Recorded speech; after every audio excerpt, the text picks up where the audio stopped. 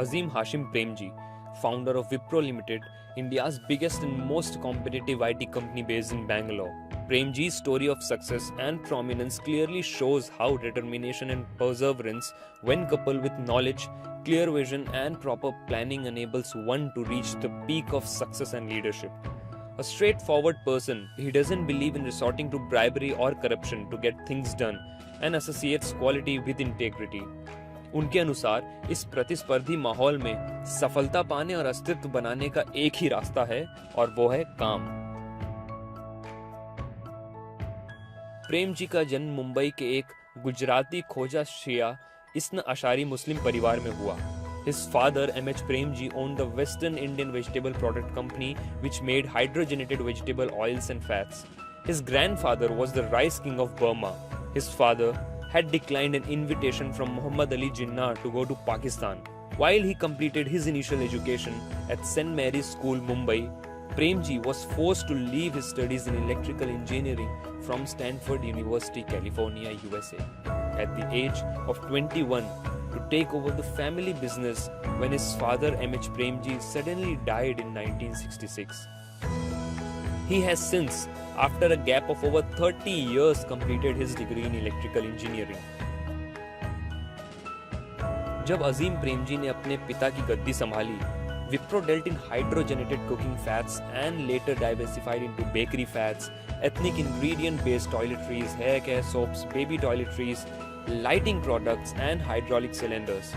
Thereafter, Premji made a focused shift from soaps to software.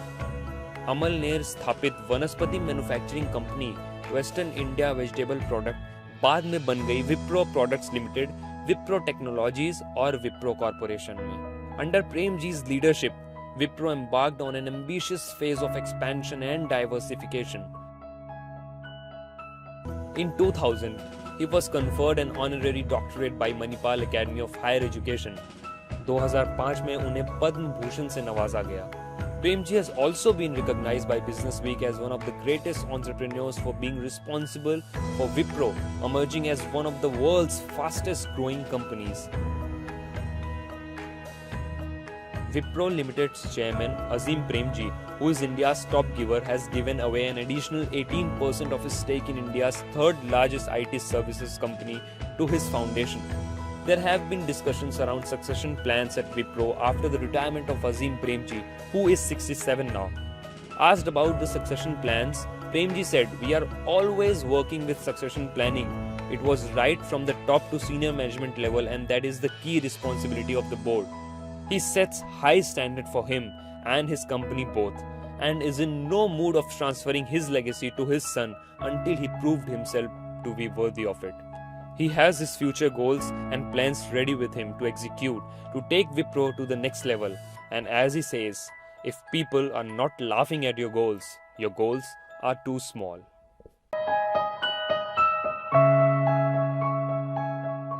Kishore Biyani is the man who changed the retail marketing scenario in India for good. The Indian retail Caesar who proved that conventional wisdom can be easily replaced by guts and instinct by setting up a billion-dollar company, the Future Group, all by himself. Kishore Biyani का जन्म 9 अगस्त 1961 को एक सामान्य राजस्थानी परिवार में हुआ। Kishore Biyani was a socially active kid at school who preferred to spend his time out with his friends rather than being a bookworm. Even in school, he opted to do things the unconventional way. For instance, when he was in 10th standard, he organized a disco Dandiya Ras gathering about 2,000 people. At that time, the concept of passes and contribution was prevalent, but he managed to convince the sponsors and made the event totally free for the gathering. Thus, with an out-of-box set of mind, he marched towards establishing one of the biggest retail empires India has ever seen. His career in actuality started just when he neared the end of his graduation. किशोर अपने पिता, भाई और 2 बड़े चचेरे भाइयों के साथ उनके कपड़ों के व्यापार में लग गए, जिसका नाम था बंसी silk mills. Although Kishore did come to office, but he was completely against the way the company functioned, and that their attitude and approach towards the business was wrong. His first entrepreneurial success knocked his door when he noticed some of his friends wearing stone-washed fabric trousers, a popular material at that time. Without any delay, he found a local mill that made that kind of fabric and sold a few 100,000 rupees worth of material to selected garment manufacturers and shops in the city and earned his profit. That is when he stumbled upon an idea and the unthinkable happened. He launched his own brand of fabric for men's trousers called WPB, white, brown and blue. The major fall came when the economic downturn hit the company really bad. The carnage had taken place majorly because huge amount of debt accumulated as a result of reckless expansion. It was so drastic that Pantaloon had to postpone the opening of as many as 30 of their stores. कई जगह मजबूरन उन्हें अपनी दुकानों का आकार छोटा करना पड़ा. The debt had become so huge that they were forced to give up almost 2 million square feet of retail space, had to renovate half the big bazaar hypermarkets he ran, sell off businesses and restructure operations. Mr. Kishore Biyani has received several awards, some of which include CEO of the Year in 2001, the Most Admired Retailer of the Year in 2004, Entrepreneur of the Year by Ernst & Young in 2006, and he also received the CNBC Awaaz Consumer Awards in 2009. Kishore is one of the very few men who have managed to build an entire empire all by himself and without any godfathers or family backings. And clearly, not that everything that Mr. Kishore Biyani has tried has worked out in his favor, just like every other human being and a successful businessman. But that has not stopped him from constantly experimenting or trying out new ideas. That is exactly the key to any success. Keep trying. Who's this? Sundar Pichai, the new CEO of Google. Well, हमें नहीं लगता कि सुंदर को अब से कोई introduction की जरूरत होगी. After all, there are only few Indians who have made it so big. He was born in Chennai on July 12, 1972 to an electrical engineer, और शायद इसीलिए सुंदर की हमेशा से टेक्नोलॉजी में रुचि थी. In a recent interview, his father said, "Even at a young age, he was curious about my work. He wanted to know everything." He led his teenage days like an average Indian back then in a 2-room apartment in Chennai. The family didn't own a television set or a car till very late and just relied on a blue Lambretta to move about. He went on to study metallurgical engineering from IIT Kharagpur और उसके बाद वो Stanford university चले गए for MS in Material Sciences and Engineering. He then worked in engineering and product management at Applied Materials and in management consulting at McKinsey & Company before joining Google in 2004. Sundar began his career at Google by heading the teams behind Google Chrome, Apps, Android and Google Search. Soon he got the added responsibility of overseeing Google Toolbar and operating systems among others. He convinced a number of manufacturers to install the toolbar on their machines, which would result in Google Search being easily accessible on thousands and millions of desktops worldwide. The growing popularity of Chrome browser and Android increased his credibility in the company. Pichai gained enough street cred in his years at Google, with Twitter asking him to lead product and Microsoft also considering him as the top contender to replace Steve Ballmer as the CEO. We take a very disciplined approach inside, right? So those are thought through like businesses which we are building. और अब जब वो CEO बन गए हैं तो पूरे भारत के लिए एक गर्व की बात है. But as they say, with great power comes great responsibility. From YouTube increasingly facing stiff competition from Facebook in the video space, to making sure that the new Android MOS rolling out later this year is a success, Sundar has his work cut out. For now, we hope that the new CEO keeps the innovation train moving, one of the key elements Google is known best for. All the best, Sundar Pichai. We are proud of you.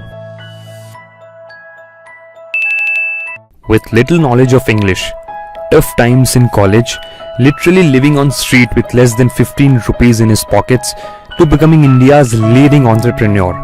Vijay Shekhar Sharma की कहानी है आत्मविश्वास और मेहनत की, जिद और धैर्य की, चतुराई और संकल्प की. Hailing from a small town and Hindi medium school, he faced numerous hurdles all through his college days. Sharma, in a recent interview with First Post, says, You're not being able to follow lectures because you've said that you used to sit in the front benches, and then you noticed that the front benches were constantly being questioned in English, and then you had to move back. So I was an early teenager. I was 15 years in The my youngest classroom. anyway in your class. And the teacher is asking me something, and I am standing and I'm not even understanding a question. Sharma इस वाक्य से काफी embarrassed हुए और उन्होंने अपने दम पे कुछ करने की ठान ली and during his third year उन्होंने अपने दोस्त हरिंदर ठाकर के साथ मिलके एक्सेस कॉर्पोरेशन की पहली नींव रखी. In a nutshell, it was a web portal that offered web-guided services, including web directories, and was also a search engine. Sharma says, I finished my college in 98. Between February 99 to May 99, our turnover was rupees 50 lakhs. I sold the company in 99 to Living Media India, which is now the India Today Group, for $500,000. and there was no looking back. But he felt he needs to acquire more experience and expertise to start his own firm. So he dabbled into various jobs for almost 2 years. He was appointed as the business development head at Riverrun Software Group, technical head at India Today Group Online, and lastly, chief technical officer at StarTech Global Systems India. He soon realized that the mobile industry had an equal amount of potential as the internet, and it was a vast yet untapped pool. Hence, without wasting further time, with the 2 lakh rupees that were left with him from the sale of his earlier business, and along with his friend and colleague Rajiv Shukla, we just started 197 Communications Limited in 2000. But 9/11 happened, and soon the business crashed, और शर्मा फिर से सड़क पे आ गए. Sharma says, My partner left. I had no money. I started using public transport, lived on 2 cups of tea. It was hard time again. My father asked me to take up a job again. but Sharma was determined, and as a result he launched Paytm, a mobile wallet in 2010, and the rest, as they say, is history. Currently they have 50 million consumers doing 60 million transactions a month, and Sharma aims to touch 100 million by the end of this year, which is hardly surprising. Good luck, Vijay Shekhar Sharma.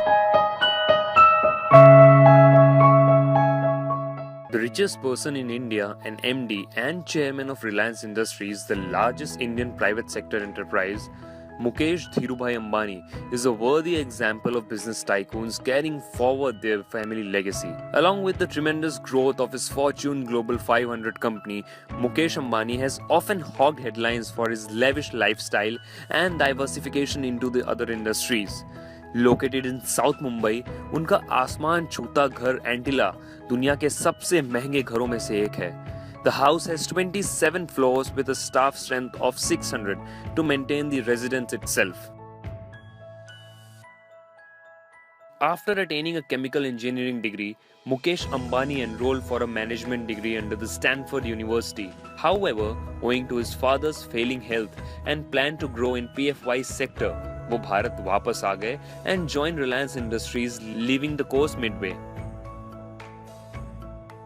It was in 1981 that marked the beginning of his rise as a worthy successor to a legendary business legacy.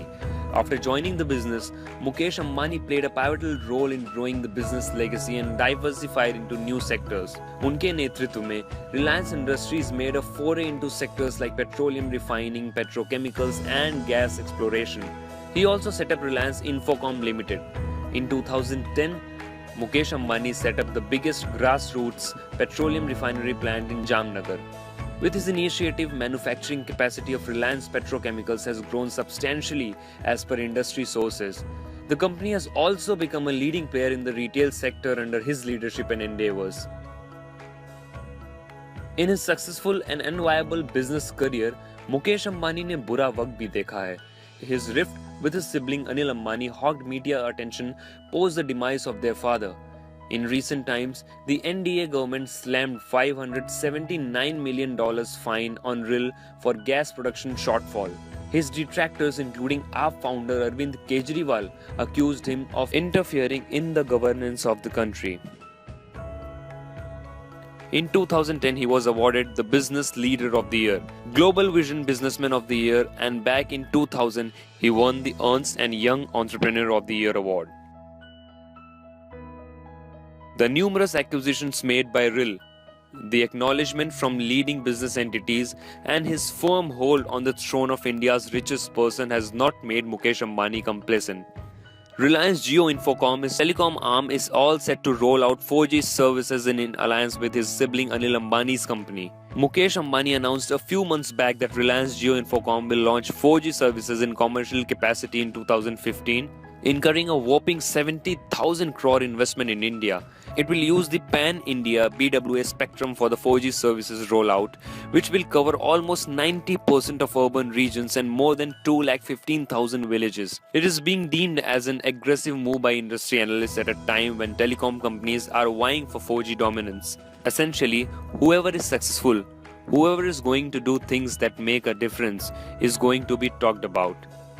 Mukesh Dhirubhai Ambani.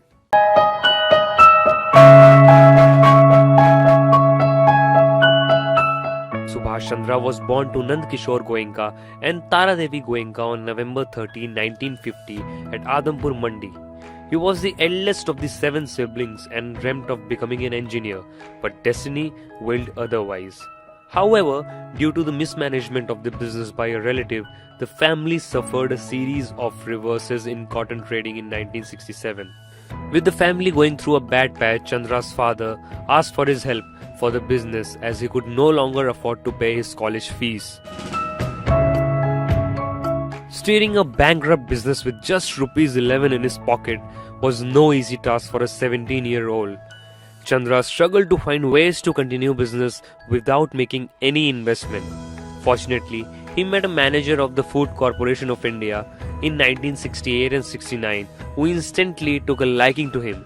That was the turning point in Chandra's life. In 1971 and 72, Chandra shifted to Delhi and leased a dal mill. The initial days in Delhi saw Chandra's evolution from agriculture to industry as he ventured into several new businesses like fiberglass molding, from which he exited soon after. In 1976, the 26-year-old entrepreneur got his first big break. India was then thriving on the back of its green revolution, and the crop surplus in the mid-1970s had the FCI frantically looking for space to store 14 million tons of food grains. It was Chandra who came to the aid of the FCI.